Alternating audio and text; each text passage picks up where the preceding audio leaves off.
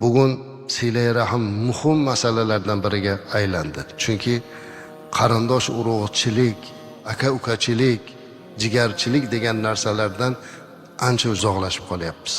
Har chorshanba kuni bizni qabulimizga fuqarolar keladi. Diniy idoraga, masjidlarda ham chorshanba qabul kuni deganmiz.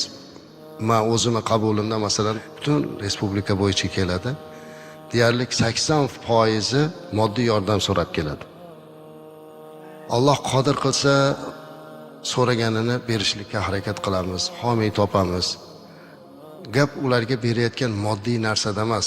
Meni qalbimni larzaga keltirayotgan narsa qo'lida chaqalog'i bilan o'sha chaqalog'iga hatto dorisini ham topa olmasdan o'shanday bir uzoq viloyatlardan meni oldimga kelib, diniy idoraga kelib, balkim vaqfga kelib, yana kimlargadir borib yurgan o'sha qiynalib yurgan ayolni hech bo'lmasa qarindoshlarning ichida bitta o'ziga tinchi chiqadi. Bitta badavlati chiqadi.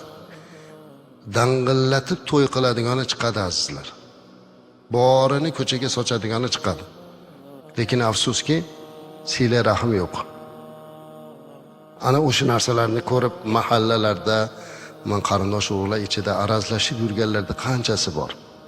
Shuning uchun bugun yana bir karra Ramazon chiqmasdan turib, hozir shayton kishanlanib turganda, jannat eshiklari ochilib turganda, Allohning rahmati yog'ilib turgan, mana oxirgi daqiqalar, oxirgi kunlar bu itqum minan neyron, Alloh do'zaxga hukm qilinganlarni do'zaxdan qutqaradigan, ozod qiladigan kunlarda yana bir karra har birimiz o'zimiz bir imtihon qilishimiz kerak. Nima bo'layapti? Qarindosh urug'chilik aloqamiz qanday? Alloh Qur'onda aytadiki, mu'minlar Alloh bog'lanishga buyurgan narsani bog'laydilar, Parvardigorlardan qo'rqadilar.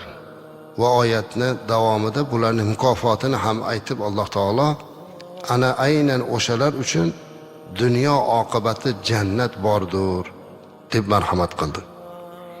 Demak, silay rahim deganda qarindoshlar bilan yaqin munosabatda bo'lish, ularning xursandchiliklari bilan quvonish, musibatlaridan xafa bo'lish, ular bilan doim yelkadosh bo'lishlikka aytiladi.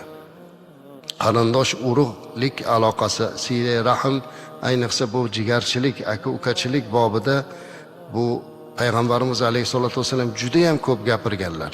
Shuning uchun ham bugun mana shu Ramazon kunlarida kimlardir aytaylik arazlashib yurgan bo'lsa, qaysidir bir qarindosh bir-biridan xafa bo'lib yurgan bo'lsa, bugunlik kunda bir-birini kechirib yordam berish kerak.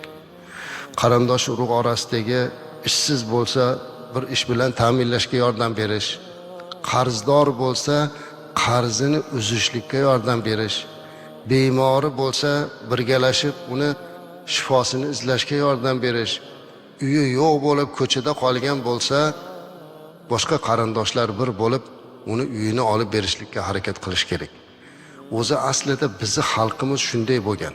Mana yoshi ulug'lar bo'ladi, qarindoshlar ichida hech kim ko'chada qolmagan. Albatta o'sha qarindosh urug'ining ichida bitta gapi o'tadigan bir oqsoqoli bo'lar edi. Darrov butun qavmini yig'ib, "Ey falonchini boshiga musibat tushibdi, sen nima qila olaysan?" deb hammadan so'rab, o'shinga itoat qilinardi. Hozir esa o'zimizni bir ota-onadan tug'ilgan aka-ukamizga ham qaramaydigan holat bo'lib qoldik. Alloh bizni isloh qilsin, ilohim.